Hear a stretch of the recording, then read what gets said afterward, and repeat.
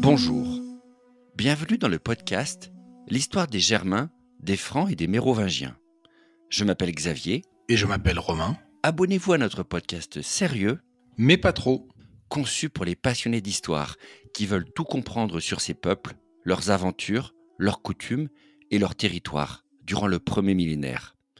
Retrouvez-nous sur les réseaux sociaux Facebook et Instagram et sur notre site internet à meropodcast.fr. Ceci est l'épisode bonus 41. Ammien Marcellin, le grand témoin. Dans l'œuvre de Ammien Marcellin, on trouve le paragraphe suivant, et je cite : « J'ai consciemment conduit ma narration jusqu'au point où commence l'époque actuelle. Arrivé à cette période, en présence de la génération témoin des faits, il serait de la prudence peut-être de ne pas aller plus loin. Mais, au risque d'essuyer des critiques vulgaires, je poursuis ce que j'ai commencé. » Ammien Marcellin, Histoire de Rome, livre 26, chapitre 1. Ammien Marcellin, comme d'autres historiens antiques avant lui, et comme le feront un certain nombre de chroniqueurs moyenâgeux, comme Grégoire de Tours lui-même, prend le risque d'insérer son histoire personnelle, comme les événements contemporains de sa vie, dans l'œuvre historique qu'il écrit autour de 380, et assume totalement la critique de partialité que lui feront les lecteurs de son temps, comme ceux du XXIe siècle. Disons quand même quelques mots de cet homme, qu'on considère, malgré les critiques, comme le plus grand historien du IVe siècle, voire pour certains de toute l'Antiquité romaine. Ammien est un Grec, né en Syrie probablement autour des années 330, fils d'officier et lui-même devenu officier dans les années 50.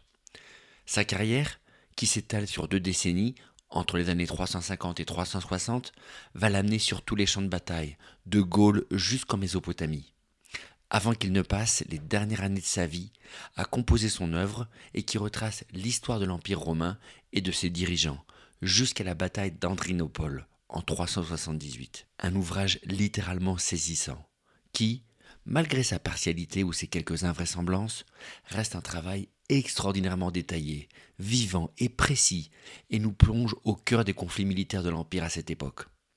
Et donne aussi aux historiens, comme aux lecteurs modernes, une vue stupéfiante de la vie politique et militaire romaine du IVe siècle. Plus intéressant pour nous, l'œuvre d'Ammien Marcellin met aussi particulièrement en avant la notion de barbarité, si l'on ose le mot, opposée à celle de romanité. Loin du concept initial posé par les Grecs de maîtrise de la langue pour qualifier un individu de barbare, Ammien Marcellin reprend généralement la conception qui s'est imposée au IVe siècle, en qualifiant de barbare l'ensemble des ethnies dont le territoire naturel se trouve hors des limites de l'Empire romain, hormis les Perses considérés à part.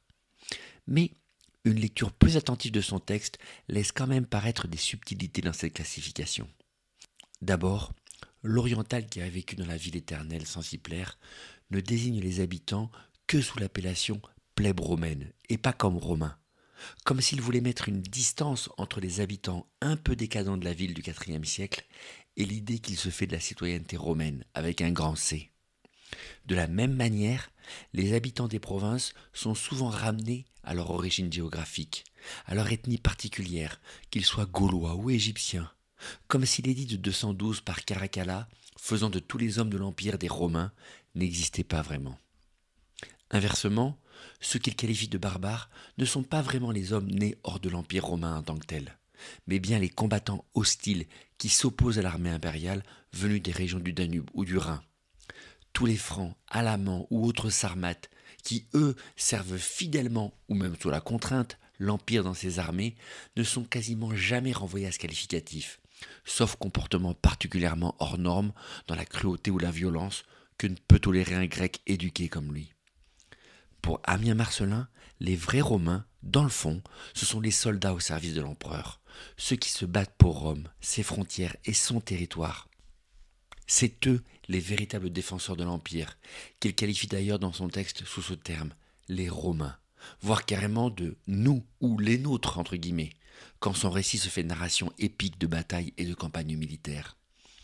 Et plus fort encore, Amiens inclut d'ailleurs sans autre précaution sous ce vocable les mercenaires et autres troupes étrangères qui servent l'empereur, qu'ils soient barbares d'empire ou barbares libres ayant choisi le camp de Rome. Évidemment, cette vision très militarisée du sens du mot romain est propre aux vétérans amiens, qui regardent les civils qui n'ont pas versé leur sang pour l'Empire avec un peu de condescendance. Elle n'est probablement pas universellement acceptée, que ce soit par le bureaucrate de Constantinople ou le commerçant de Narbonne ou de Carthage, qui avaient sans doute leur propre conception du mot romain, probablement assez différente et plus inclusive pour le coup. Mais il est intéressant de voir combien au IVe siècle, la notion de romanité a depuis bien longtemps dérivé de son sens premier, et que plusieurs catégories de population peuvent se revendiquer les héritiers de ce qualificatif, avec leur propre définition et leur propre justification, quel que soit leur attachement avec la ville de Rome et ses différents statuts juridiques. Ce n'est pas pour rien si les Byzantins se feront appeler Romains des siècles après la chute de la ville éternelle par exemple.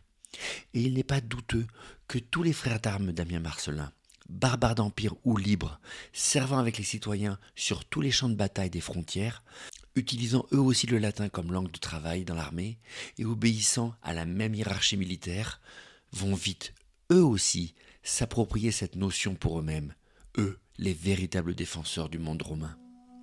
Une captation d'héritage progressive de ce titre, justifiée par leur rôle militaire, et que leurs successeurs, qu'ils soient Wisigoths, Burgondes ou Francs du 5e siècle, vont s'empresser d'imiter.